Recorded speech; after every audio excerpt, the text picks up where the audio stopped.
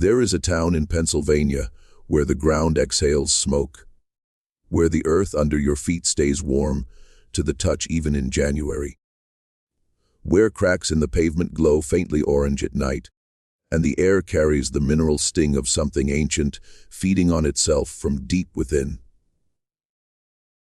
Something that should have been extinguished decades ago, but never was. Not because no one attempted it, but because certain men with offices, titles, and access to documents that were never meant to see the light of day, decided that what burned beneath Centralia was worth more alive than dead. The official narrative claims it began with a trash fire in May of 1962. A simple, foolish accident. Burning refuse in an old strip mine pit that happened to rest above one of the most extensive networks of underground anthracite coal seams in the eastern United States. The fire was set. The garbage burned. And then, according to the official version, the fire was believed to be out. An accident. A miscalculation. One of those things that simply happens. But if you speak to the people who actually lived in Centralia, the ones who fled years before the government finally told them they had to, the ones whose children developed respiratory conditions that doctors couldn't explain, the ones whose homes cracked and sank while local officials issued statements insisting that nothing was structurally wrong, you start to hear a different account. A story about a fire that may have been made possible by decisions taken years before anyone struck a single match. About a company that possessed detailed engineering assessments of the underground geology beneath Centralia. Assessments identifying the dump site as a specific risk for fire transmission into the coal seam. Those assessments delivered to the state government more than a year before the fire started. About state officials who failed to act, or were advised not to act, through the years when intervention was still feasible, and about a decision made somewhere by someone that a community of several thousand people living above a growing underground furnace was a problem that could be managed rather than solved. This is not a story about ghosts or curses. There is nothing supernatural about what happened in Centralia. That is precisely what makes it so deeply, persistently disturbing. Before we continue with the story of Centralia, in Pennsylvania, if you have ever felt that the ground beneath you is less solid than you were told, if you have ever wondered what institutions will sacrifice to protect themselves when the truth starts burning its way toward the surface, make sure you subscribe to Liturgy of Fear. Hit that notification bell so you never miss one of these deep dives into America's hidden histories. And tell us in the comments what state or city you're listening from tonight. We read every single one, because what happened in Centralia didn't begin in 1962. It began nearly a century before in the belly of the mountains, where men went underground and learned things about the earth that the earth preferred to keep to itself. To understand Centralia, well, you have to understand what anthracite coal meant to the people of central Pennsylvania in the second half of the 19th century. It was not simply fuel. It was life itself, the material substance from which entire communities were built and sustained, the thing that justified the existence of dozens of small towns in the valleys and ridges of the Appalachian Mountains. Unlike the softer bituminous coal found elsewhere, anthracite burned hotter, cleaner, and longer. It was the coal that heated the brownstones of New York City and the townhouses of Philadelphia. It was the coal that powered the factories of the Gilded Age, that made possible the particular form of industrial capitalism that remade the United States in the decades after the Civil War. And the men who controlled the rights to extract it from the earth became, or during those years, extraordinarily powerful. The region that would become Columbia County sat atop one of the most extraordinary geological formations in North America. A massive deposit of anthracite running in thick, interconnected veins through the ridges and hollows of the Central Appalachians. Those veins have been worked for generations. Small, independent mining operations had opened shafts and dug tunnels throughout the area during the first half of the 19th century, pulling coal by hand and mule, leaving behind a labyrinthine network of tunnels and chambers that was never comprehensively mapped. When the large coal companies arrived in the post-Civil War period and began systematic industrial extraction, they inherited not only the coal, but also that underground architecture. All its passages and chambers and intersections, its flooded sections and its gassed sections, its sealed entries and its rotted timber supports. The town of Centralia, incorporated in 1866, those settlers had occupied the valley for decades before. It sat in a natural bowl between ridges. A compact grid of streets pressed close together, the way towns in coal country always were, as if proximity itself might provide some protection against the particular loneliness of the mountains. By the 1870s, the Philadelphia and Reading Coal and Iron Company had already begun systematic operations in the area, and the network of tunnels that honeycombed the ground beneath Centralia's streets was growing more extensive every year. The miners who worked those tunnels knew them the way they knew the floors of their own homes, which passages connected to which, where the ceilings were low, where the air went bad in wet weather, which shafts had been abandoned and sealed with nothing more than a few timbers and a rough fill of ash and dirt. The men who worked those mines were largely immigrants: Welsh, Irish, Lithuanian, Polish, Slovak, Italian. They had come to the Pennsylvania coal regions because the companies had recruited them, sending agents to ports of entry with promises of steady wages and company housing. And they had stayed because the coal had swallowed their fathers and their brothers and their neighbors. And because the coal region was all they knew, and they built churches in Centralia. Half a dozen denominations crowded into a town that at its peak held around 2,000 souls. They built a school, a post office, a movie theater, taverns, a lunch counter, a hardware store. They built, in other words, a real community, a place with its own texture and its own memory, on ground that was never entirely theirs. A miner named Joseph Kudlak, who worked the Locust Run shaft beginning in 1898 until a roof collapse took 2 of his fingers in 1911, kept a journal that was eventually preserved by his granddaughter and donated to a small historical archive in Bloomsburg. In an entry from the summer of 1903, he wrote something that would read decades later then, as a kind of unwitting prophecy. The foreman tells us again today to leave the number 7 corridor sealed and to ask no questions about it. He says the gas in there is bad. But I have been at the entrance to that tunnel, and there is no bad air that I can detect. There is only old coal and empty dark, and the sense that whatever is wrong in that place, the company already knows what it is and does not intend to share the knowledge. What Kudlak had sensed, but lacked the technical vocabulary to fully articulate, was that the geological map of Centralia's underground was more complex and more dangerous than the company had ever disclosed to the miners or the community above them. The veins ran not only deep, but shallow, in some places less than 50 feet beneath the town streets and yards, and those shallow seams connected to deeper ones through the labyrinthine system of old workings left by generations of small-scale extraction. The ground beneath Centralia was, in other words, full of holes, interconnected, partially sealed, partially flooded, partially filled with gases that accumulated in confined spaces. A vast subterranean architecture that no single person had ever mapped in its entirety. For decades, that simply meant that living in Centralia, involved a particular kind of background unease.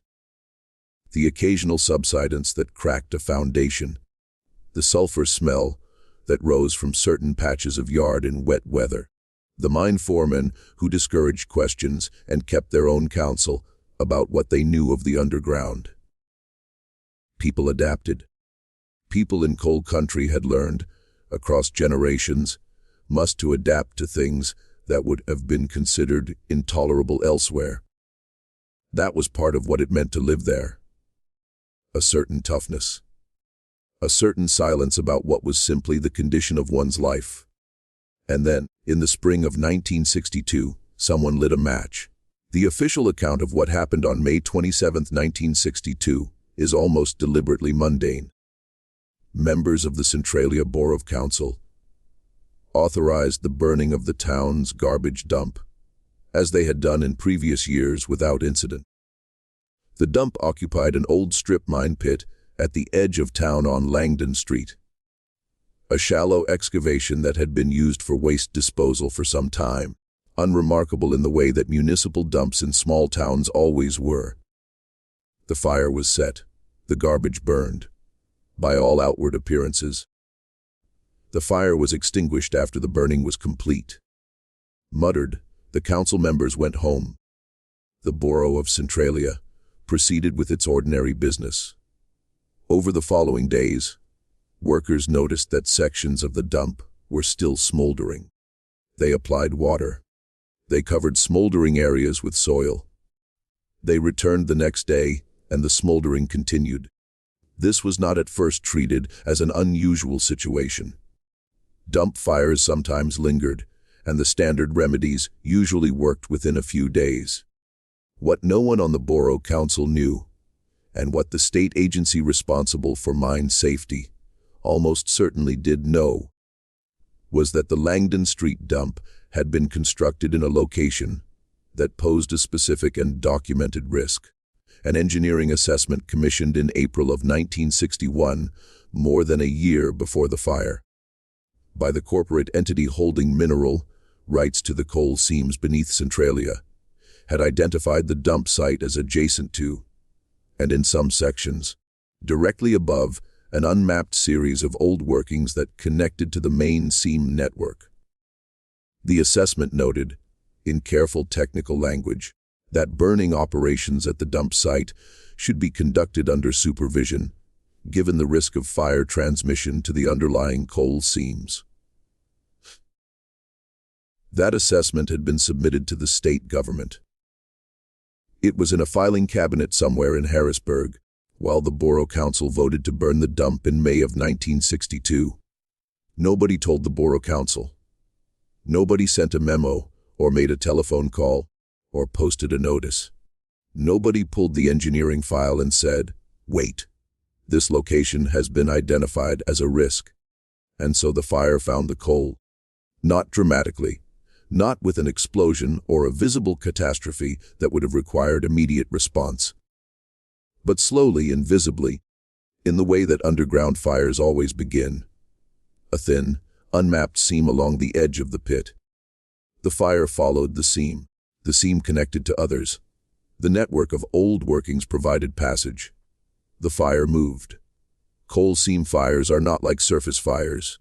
They don't roar. They don't produce the visible drama that prompts immediate response.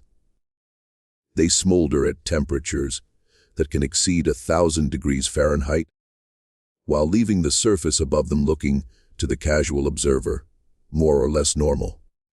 They follow seams wherever the seams lead. Through the dark, through old tunnels, through the complex underground geography that no surface map fully captures, and they are extraordinarily difficult to extinguish once they have established themselves in a seam system. Particularly when that system is as extensive and as poorly mapped as the one beneath Centralia. In the weeks and months following the May fire, the State Department of Mines and Mineral Industries received reports from inspectors who had visited the dump site. The reports noted ongoing subsurface combustion. They noted that standard suppression methods were not producing the expected results. They noted that the fire appeared to be spreading beyond the boundaries of the dump pit. And then, for a period that would later become the subject of considerable scrutiny, on the decisive action that those reports called for simply did not materialize. The reasons for that inaction bring us to the part of the Centralia story that the official histories tend to narrate as bureaucratic inefficiency. Interagency coordination failures, budget constraints, the challenges of responding to an unprecedented situation. Those explanations are not entirely wrong. They are simply incomplete. In 1962, the coal industry in Pennsylvania was in a state of managed decline. The great anthracite companies that had dominated the region for decades had largely completed the extraction of the most accessible seams and had pivoted to protecting and monetizing what remained of their underground assets.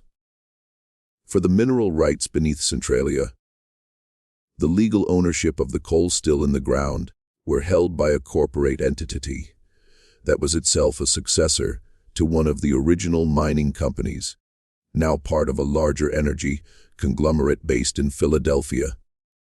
Those rights had value even for coal that was currently inaccessible. In an era of energy uncertainty, the prospect of future extraction from those seams was worth something to the men who held the rights. And the value of those rights was directly affected by what happened on the surface above them. Several of the men in positions most relevant to a rapid response to the Centralia fire had professional histories, and in some cases professional relationships that connected them to the coal industry they were nominally regulating.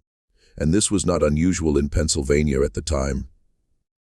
The revolving door between industry and the agencies overseeing it was not secret. It was simply the established order. The way things had worked for decades in a state where coal was king, and the people who ran coal were woven through the fabric of government and civic life at every level. Extinguishing the fire in its early stages would have required excavating the affected area of the dump, removing the burning material, and isolating the seam entry points to prevent reignition. Early engineering estimates that exist in the state record, put the cost of such an intervention at somewhere between $175,000 and $400,000, significant but not catastrophic, and not the kind of expenditure that should have been difficult to justify when the alternative was allowing a fire to spread through the underground seam network beneath an inhabited community. The state hesitated. Federal agencies were consulted. A working group was formed. Studies were commissioned. More time passed. By 1965, 3 years after the initial fire, the underground combustion had moved well beyond the dump site. If engineers who examined the area for the state that year produced reports, the significant expansion and a continued spread into the township. And then Harold Tresize submitted that autumnal assessment, that autumn noting specifically that to become untenable if action was not a technical emissions ignite and ring with it who feels the burden of the mutual was not torture, the liberal immediate future. That report sat in a filing cabinet in Harrisburg for the better part of a year.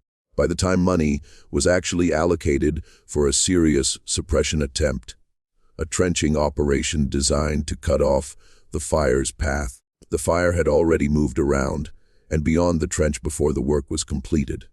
The first major federal intervention came in 1969. By then, the fire had been burning for 7 years, had spread through multiple seams, and had placed itself in a position where extinguishing it would have required an effort of a scale and cost that neither the state nor the federal government was prepared to commit. What had been a containable local problem in 1962 was, by 1969, a catastrophe in slow motion.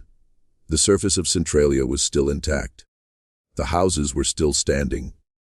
The school was still open. Children still walked to church on Sunday mornings along streets that, from above, looked more or less as they had always looked. But below the surface, in the dark, the fire was moving through the seams with the patience of something that had no need to hurry. The people of Centralia did not know the full extent of what was moving beneath them. They would spend the next decade and a half finding out, one frightening discovery at a time.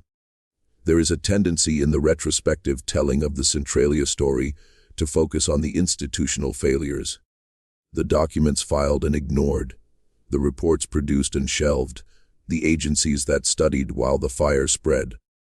That focus is warranted, but focusing on it exclusively risks losing something equally important: the texture of what it was actually like to live in Centralia during the years between the fire's beginning and the evacuation's end. The answer, in ways that are simultaneously mundane and heartbreaking, is that life in Centralia during those years was recognizable. People went to work, children went to school, the churches held their services and their suppers and their annual fairs. The remaining storefronts stayed open as long as they could. Neighbors visited neighbors. People argued at borough council meetings about exactly the things that people argue about at borough council meetings everywhere: road maintenance, budget allocations, the particular frustrations of local governance. All of this continued with varying degrees of normalcy above a fire that was slowly making the ground they stood on uninhabitable. A teacher named Margaret Petrosky, who had taught at the Centralia School from 1958 until it was consolidated with a neighboring district in 1982, gave an oral history interview to a researcher from Penn State's Oral History Project in 1989. She described the experience of those years with a precision that has the ring of something that has been carefully thought through over a long time. The strange thing about it was how ordinary most days were. You would come in the morning, and you would teach, and the children would be there, and you would go home. And then sometimes something would happen that reminded you. A crack in the road outside that hadn't been there the week before, or the smell in the lower hallway that we couldn't get rid of no matter what we did, or one of the children coming in and telling you that their mother had been sick again. And you would think, how is this ordinary? How have we made this ordinary? But we did. People do what Petrosky described: that accommodation of the extraordinary within the framework of the ordinary is one of the documented psychological responses to chronic environmental threat. When people who cannot immediately remove themselves from a dangerous situation develop a form of normalization that allows daily life to continue. It is not denial exactly. The residents of Centralia were not, by any documented account, unaware of the fire. They were acutely aware of it, but awareness without the ability to act on it eventually settles into a kind of background hum. And so daily life continued because it had to, because the alternative was paralysis, because the children still needed to be fed, and the bills still needed to be paid, and the furnace still needed to be coaxed into life on February mornings. Even if that furnace sat in a basement that was noticeably warmer than it should have been, and the social life of the town during those years had a quality that survivors describe with remarkable consistency: a heightened intensity of community connection alongside a growing awareness of impermanence. People came together in the churches and the remaining taverns and each other's kitchens with an awareness, often unspoken, that what they were maintaining together was fragile in ways that communities built on solid ground did not have to confront in the same way. Birthday parties and baptisms and Sunday dinners took on an additional weight. Arguments about small things, the kind of arguments that fill any community's life, the minor irritations and disagreements that normally resolve and are forgotten, had a different quality in Centralia during those years, because everyone involved understood at some level that the community they were arguing within might not be there in the same form much longer. Father Bernard Cherney, who served as pastor of one of Centralia's Catholic parishes from 1971 through the final years of the evacuation, described his experience of those years in a memoir published privately and available in the Bloomsburg Historical Collection. He wrote, "I have been present at a great many deathbeds in my ministry, and I recognize now that what I was witnessing in Centralia during those years was something structurally similar. The particular quality of time that belongs to a life that knows it is ending, where each ordinary moment carries a weight it wouldn't have in circumstances of apparent permanence. People in Centralia during those years loved their community with an unusual fierceness, and they fought for it with an unusual tenacity. And when they finally had to leave, the grief was of a kind I had not encountered before, not the grief of bereavement, but the grief of a community that had been deprived of the future it should have had." By the mid-1970s, Centralia had already begun to change in ways that were difficult to quantify, but impossible to miss for anyone who had known the town before. The population was declining steadily in the way of a community that has begun to sense something wrong without being able to name it precisely. Young people left after high school and didn't come back. Families who could afford to move quietly did. The storefronts on Center Street emptied one by one. The hardware store closed. The movie house closed. The lunch counter contracted its hours and then its ambitions. The fire made itself known in different ways in different parts of town. In some yards, the grass had died in patches, brown ovals in otherwise green lawns. The soil beneath them warmed to the touch in December, when the ground should have been frozen hard. In some basements, a smell collected in corners and along floor joints, sulfurous mineral, the smell of something old burning deep underground. Carbon monoxide, colorless and unscented, accumulated in enclosed spaces at concentrations that gave people headaches and slowed their thinking and made the air feel thick and wrong in ways that were hard to articulate to someone who hadn't experienced it. In at least a handful of cases that exist in the documentary record, people lost consciousness in their own homes. A physician named Dr. Raymond Selecki, who had grown up in a neighboring town and had maintained a practice serving the coal region community for years, began noticing patterns among his Centralia patients in the early 1970s that troubled him deeply. He documented elevated rates of respiratory illness among residents of certain blocks, illness that did not respond normally to standard treatment and that seemed correlated with duration of residence rather than with individual health history. He documented neurological symptoms consistent with chronic low-level carbon monoxide exposure, fatigue, persistent headaches, cognitive dulling that patients described as a kind of ongoing mental fog, mood disturbances that developed in people with no prior history of such symptoms. He documented as in one section of town that sat above a portion of the seam network where the fire had been active the longest, a pattern of pregnancy complications that he could not attribute to any cause other than the air quality in that neighborhood. Dr. Selecki submitted his findings to the Pennsylvania Department of Health in 1977. He received an acknowledgement letter. He submitted a follow-up with additional documentation in 1979. He received another acknowledgement letter. In a letter written to a colleague in March of 1980, he described his frustration with a precision that still reads as striking.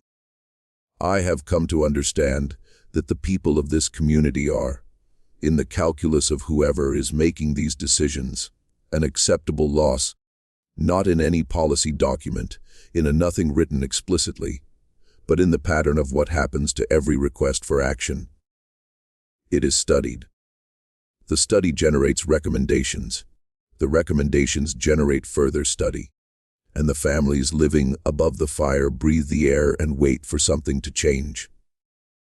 The story of Walter Gasparetti gives that abstraction a particular human face. Walter had been born in Centralia in 1931, the son of an Italian immigrant miner who had come to the coal region before the First World War and never left. Walter had grown up in the town, had married a woman named Rose Brennan, whose people had been in the valley since the 1880s, and had spent his working life as a plumber serving the local community. He knew the town the way you can only know a place you have inhabited across a lifetime. Every house, every basement, every furnace that needed coaxing in February. He was, by any measure, a man who understood his environment. In 1973, Walter noticed that his basement was warmer than it should be. Not alarmingly at first, but distinctly. Persistently warmer in a way that did not respond to any obvious mechanical explanation. He installed a carbon monoxide detector on the advice of a neighbor who worked with the mine rescue service and had begun telling people quietly that they should take precautions. The detector triggered on several occasions in the early morning hours when the house was closed up. Walter went to the borough council. He wrote to the state office in Bloomsburg. He sent a letter to the Department of Environmental Resources in Harrisburg.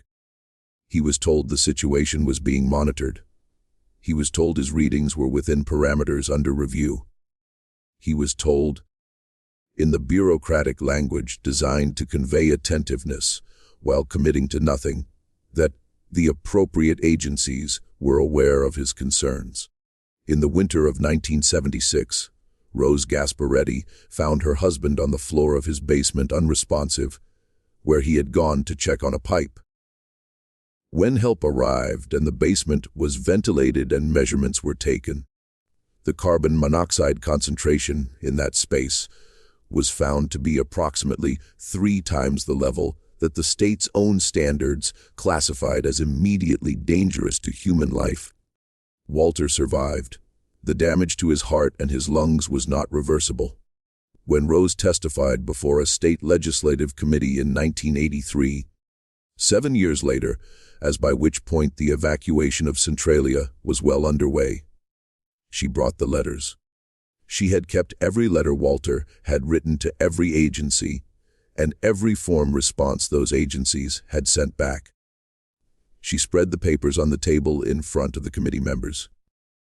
Years of correspondence, a documentary record of a man who had tried every channel available to him to communicate that something was wrong beneath his home, and who had received, in return, a succession of letters that acknowledged his concern without acting on it. He knew, she said quietly to the committee. He knew for years before it nearly killed him. Every person he contacted, every official, every agency, they knew too. What I want answered is not why the fire is still burning. What I want answered is why they let it burn. The committee received her testimony. A report was issued. Recommendations were made. The fire continued to burn. If this story is reaching you, the way it reaches us every time we go back through the record, if the weight of what these people experienced is settling into you in that particular way that true horror does, share this video with someone who needs to hear it. Hit the like button to support this work, and leave us your thoughts below. Do you think what happened in Centralia was negligence, or was it something more deliberate? We want to know. By 1981, the fire had been burning for nearly 2 decades. The state had acknowledged its existence, had attempted several suppression operations that the fire had circumvented, had also had commissioned studies and formed committees and allocated funds that were spent without producing the outcome they were supposed to produce. The residents who remained in Centralia had developed the particular psychology of people who live with a chronic, unresolved danger, a mixture of adaptation and vigilance, of normalizing things that should not be normal. And then, on the morning of February 14th, 1981, the fire introduced itself in a way that could not be explained away or filed in a cabinet. Todd Domboski was 12 years old. He was playing in the backyard of his grandmother's house, on Locust Avenue, a cold winter morning, the ground dusted with snow. The wisps of steam rising from certain spots in the yard were a familiar sight.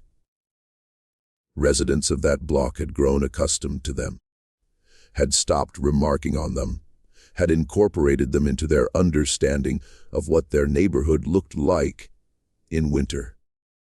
Todd walked across a patch of ground that looked, as far as he could tell, exactly like the ground around it. The earth gave way beneath him. A sinkhole opened without warning. The surface layer of soil, undermined and desiccated by the heat and gases rising from the fire below, simply gave way under the weight of a 12-year-old boy. The hole that opened was forked across. It deepened rapidly as the loose material at its edges continued to give way. The depth would later be estimated at somewhere between 50 and 150 feet from the darkness below. Carbon monoxide and heat rose in a column that was immediately visible as a rush of warm, foul air against the February cold. Todd survived because his cousin Dennis was nearby and reached him immediately, gripping his arm while Todd hung in the opening, and the earth continued to crumble around them, extending the hole outward and downward. Others arrived and helped pull him out. The exposure to the gases rising from the scene below was significant enough to require medical attention. If he had been alone, if his cousin had not been close enough, if the hole had been another foot wider when Dennis grabbed for him, he would have died. The carbon monoxide levels in the gases, rising from below, were, as measured shortly after the incident, at concentrations that would render a person unconscious within minutes and dead within a quarter hour. The photographs of the hole circulated nationally. The image was stark and undeniable. A gap in an ordinary backyard and steam rising from the darkness below, the edge of a snow-dusted lawn crumbling at the rim. Congressional representatives demanded briefings.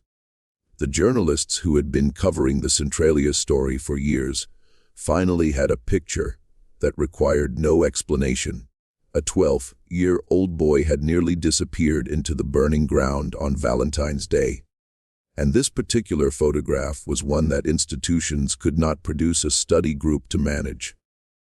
The evacuation process, which would unfold over the following decade, was set in motion by a 12-year-old boy who went outside to play on a winter morning and found that the ground where he stood was not what it appeared to be. This is one of the precise, specific ironies of the Centralia story, that the moment of maximum visibility was also the most personal, the most human, was the hardest to abstract. Not a graph of underground temperatures, not an engineering assessment, a child, a hole, a cousin close enough to grab his arm.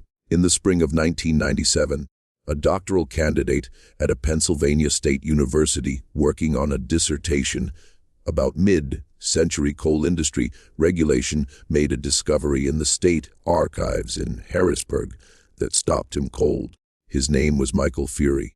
He was researching the regulatory framework governing strip mining in the post-war period and had been working through a large, imperfectly organized collection of files from the Department of Mines and Mineral Industries, the predecessor agency to the Department of Environmental Resources. The collection covered decades of regulatory activity and had not been systematically reviewed since its original deposit in the archive. Near the back of one filing cabinet, misfiled under a heading for Schuylkill County, rather than Columbia County, Fury found a folder containing documents dated from 1961 and 1962. engineering assessments prepared by a consulting firm working for the corporate entity that held mineral rights to the coal seams beneath Centralia. Detailed, technical, precise. They described the underground geology of the area with a thoroughness that made clear the commissioning company had invested serious resources in understanding what lay beneath the town. One section of those assessments addressed the Langdon Street dump site specifically. The language was hedged, the language of engineers who understood they were producing a document that might someday be reviewed by lawyers. But the substance was unmistakable, and the dump occupied a former strip mine pit.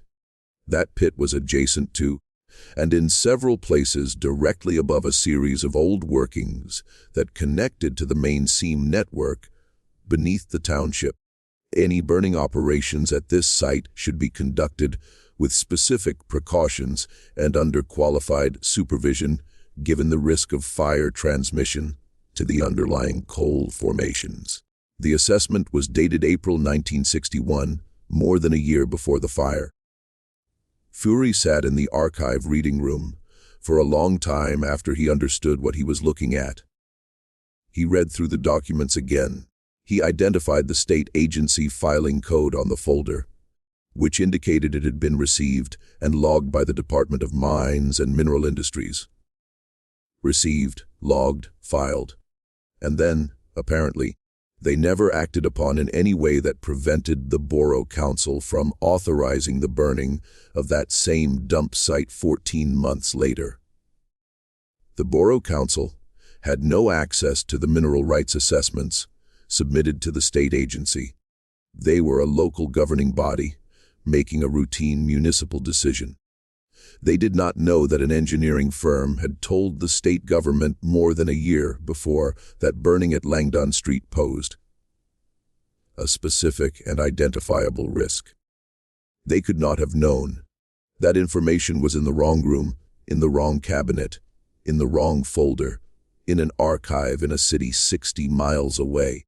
Fury contacted the State Archives Administration. He contacted a historian at Bloomsburg University who had written about Centralia. He contacted a journalist at the Philadelphia Inquirer who had covered the Centralia story extensively in the 1980s. The journalist made inquiries. She contacted the Department of Environmental Resources, the State Attorney General's office, and the corporate successor to the entity that had commissioned the 1961 assessments.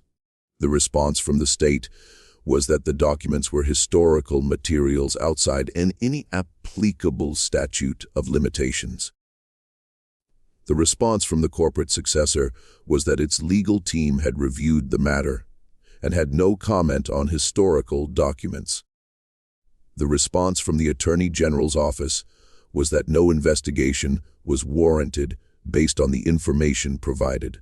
The documents were described in a sidebar article in the Inquirer in 1998. It ran on page B7. There was no follow-up investigation. There was no legislative hearing. There was no formal inquiry into how an engineering assessment identifying a specific fire risk at a specific location had been received by the state and then filed without any action to prevent the risk it described. The fire beneath Centralia was still burning when the article ran. It is still burning now. The emptying of Centralia did not happen in the swift, decisive way of emergency evacuations. It happened the way that slow catastrophes always resolve, unevenly, incompletely, with the people most affected carrying the weight of decisions that were made at a distance by institutions that would not be living with the consequences. Federal relocation funds began arriving in 1984 following years of congressional attention and the sustained advocacy of a small group of residents who had, by that point, become practiced navigators of the machinery of government response. Families began accepting buyout offers. Some left with relief, grateful for any resolution to a situation that had been unresolved for more than 2 decades. Some left with fury. The particular controlled anger of people who understood they were being compensated for something that should never have happened at all. Some held out for better terms, arguing with federal agents over property valuations in kitchens where the carbon monoxide detectors had been sounding for years, and a few simply refused. Refused on principle or from necessity, or from the profound human unwillingness to accept that the life you have built and the place where you have buried your dead is simply going to be purchased out from under you at a price set by the people responsible for the situation in the first place. A woman named Eleanor Witoshek, whose family had been in Centralia for 3 generations, refused the first 2 buyout offers and stayed on Locust Avenue until 1992. She had raised her children in that house. She had buried her husband from the church 2 blocks away. She had worked for decades at the lunch counter that had closed when the grocery store closed, when the hardware store closed. She knew the town in the intimate, accumulated way that only long habitation makes possible. In an interview given to a Bloomsburg newspaper shortly before she finally accepted relocation, "Doris," she said, "they keep telling us the town is finished. But who decided that? Who decided when we were done? It wasn't us. We didn't decide to have the dump where it was. We didn't decide how the state responded. We didn't decide any of this. We were just here. And now they want to pay us for what was ours and call it settled." Her words contained something that went beyond personal grievance, because she was right in a precise and documentable way. The people of Centralia had not decided to build a garbage dump on ground above unmapped mine workings. They had not decided to have the state in possession of an engineering assessment identifying the dump as a fire risk without acting on that assessment. They had not decided to have officials who delayed intervention through the years when the fire was still containable, and these decisions had been made for them by systems and institutions operating with interests and information that the residents of Centralia did not share and were not told about. By 1992, the population of the town had fallen below 100. By 2000, it was fewer than 20. The zip code 179027 was discontinued by the United States Postal Service in 2002, a bureaucratic confirmation that the town, for official purposes, no longer existed. The street signs were removed. The roads that had served the departed neighborhoods were torn up. The property acquired through eminent domain was left to whatever process of slow reclamation the vegetation and the elements and the heat rising from below would perform upon it. The church where Father Kearney had ministered through the years of crisis, St. Ignatius, the on Wood Street, was one of the last structures to be demolished. The former congregation, scattered across multiple communities in the region, had maintained a connection to the building long after most of its members had left Centralia. When demolition finally came, there were people who drove hours to be present, to stand on the sidewalk outside the building, where they had been baptized and confirmed and married, and where they had buried their dead, and watch it come down. The ground beneath them, even then, was warm. Just when we thought we understood the full picture of what happened in Centralia, just when the scale of the loss seemed to have been fully established, new questions began to surface about what the fire was still doing and what some people may have always wanted it to do. There is a question that runs beneath every account of Centralia, beneath the official histories and the journalistic investigations and the academic analyses, beneath all the documents that have been reviewed and all the testimonies that have been recorded. It is a question that none of the official investigations has ever fully answered. A question that the people who lived in Centralia asked themselves, and asked the men in offices and agencies who came to meet with them, and take notes and produce reports, and never received a satisfying response to. The question is this: who benefited from the fire continuing to burn? To answer it, you have to think about the underground in a different way than the official story encourages. The coal seams beneath Centralia still contained substantial deposits of anthracite at the time the fire started in 1962. The most accessible seams had been worked, but there were deeper and more extensive deposits that the technology and economics of mid-century extraction had left in place. Those deposits, the mineral rights to that coal, were held by corporate entities that were, by the early 1960s, subsidiaries of larger energy conglomerates. The value of those rights was real, even for coal that was currently inaccessible. In an era when energy economics were volatile and the future of coal was uncertain, but not foreclosed, the holders of mineral rights beneath an inhabited community sat on an asset whose development was complicated by the presence of the people living above it. You cannot strip mine beneath a community. You cannot excavate the shallow seams beneath a residential neighborhood without relocating the residents above them. The legal and political obstacles to large-scale surface disruption of an inhabited area are enormous. Eminent domain proceedings, community opposition, media attention, the full weight of a community's claim to the ground it has occupied for generations. These obstacles are not insurmountable, but they are costly. They take time. They generate scrutiny. They produce the kind of public conflict that companies and the officials connected to them prefer to avoid.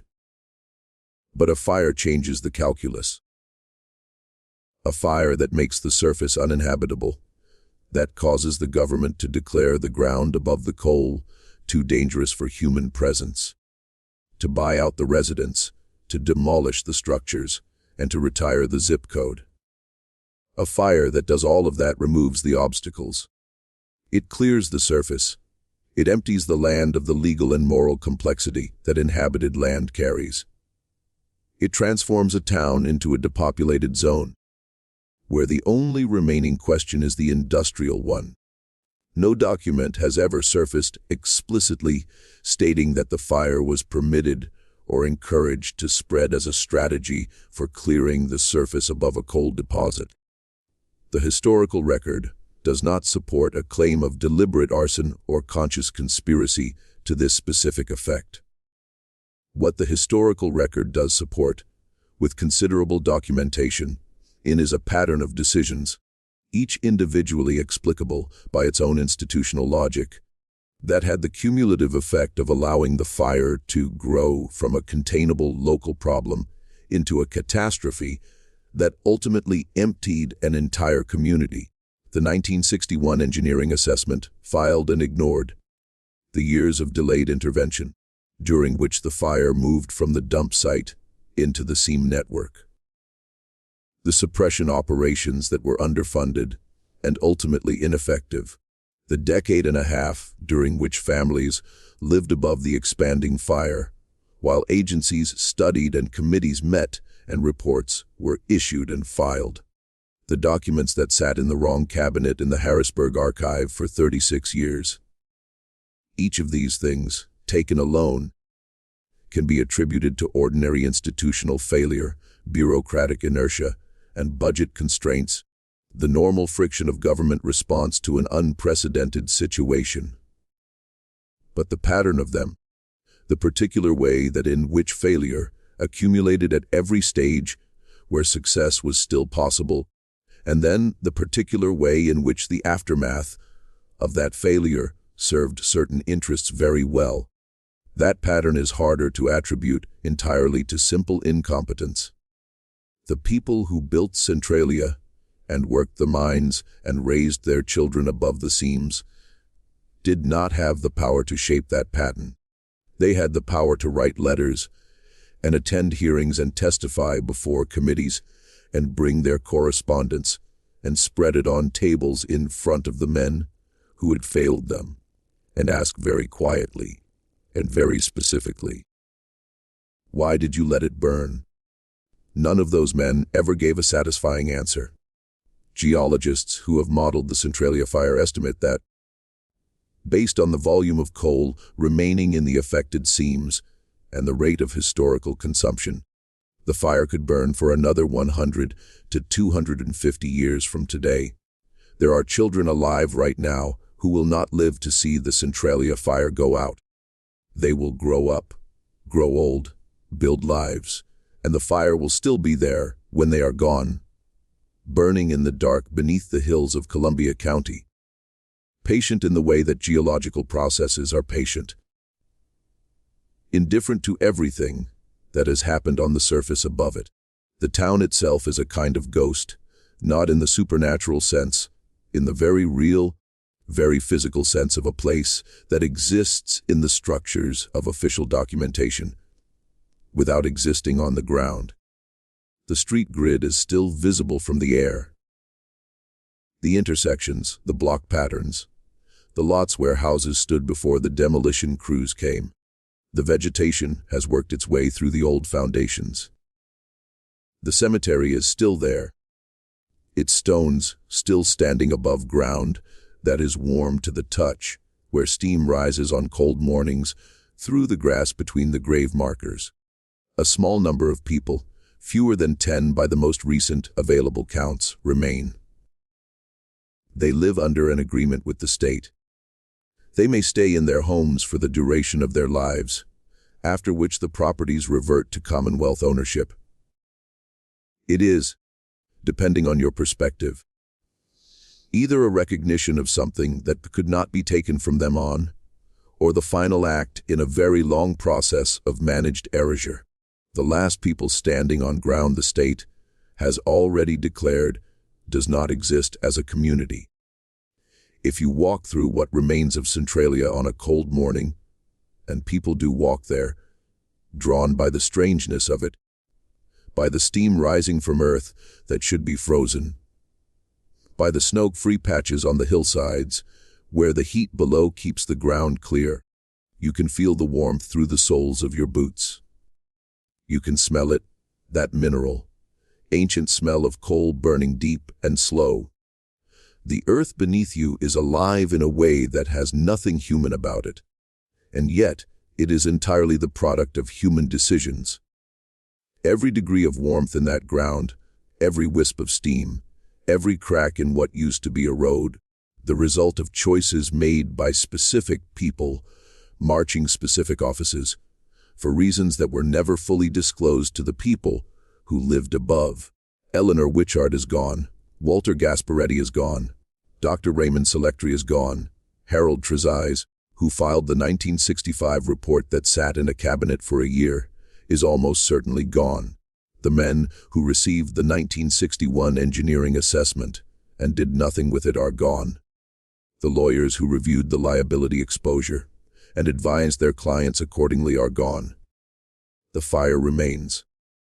And somewhere in the archives of the Commonwealth, in the collections that no dissertation student has yet happened to look through, in the files that were correctly filed and have therefore attracted no special attention, and in the boxes that were sealed when certain departments were reorganized and haven't been opened since, there may be documents that would tell us more precisely what was known and when and what was decided. Documents that would put names and dates and institutional affiliations to the pattern of decisions that turned a garbage fire into a 60-year catastrophe. We don't have those documents. We have what the record has given us. The 1961 assessment, the delayed suppression attempts, the letters that Walter Gasparetti sent, and the form responses he received. Rose Gasparetti's testimony, and the pile of correspondence she laid on the table before the Legislative Committee. The sidebar on page B7 of the Philadelphia Inquirer. The children who grew up breathing the air of a town that was burning from below, whose health history was documented by a physician who could not get the state to investigate his findings. We have the ground itself, warm in January, steaming in winter cold, cracked in ways that tell the story of what burns below, indifferent to every administrative decision made above it. This is what Centralia shows us, that the most consequential disasters are rarely simple. They are the product of accumulated decisions made by systems that rarely face consequences for their choices, affecting communities that had no say in the decisions that shaped their fate. The fire in Centralia is geological now, beyond human intervention at any reasonable scale. But the fire's history is human, thoroughly and specifically human, and the record of it has never been fully reckoned with. What do you think? Moth, do you believe the full truth of what happened in Centralia has ever been told? Do you think the people who made those decisions, the ones who received that assessment in 1961 and filed it, the ones who read Trezese's 1965 report and sat on it for a year, the ones who received Walter Gasparetti's letters and sent form responses, do you think any of them understood, in those moments, what they were setting in motion? Leave your comment below. We read everyone, and your thoughts genuinely shape where we take these stories next. If this kind of deep historical investigation is what you came to this channel for, the stories that institutions prefer to leave buried, subscribe to Liturgy of Fear, hit the notification bell, and share this video with someone who needs to hear it. The next story is already waiting, and the ground beneath it, as always, is warmer than it should be.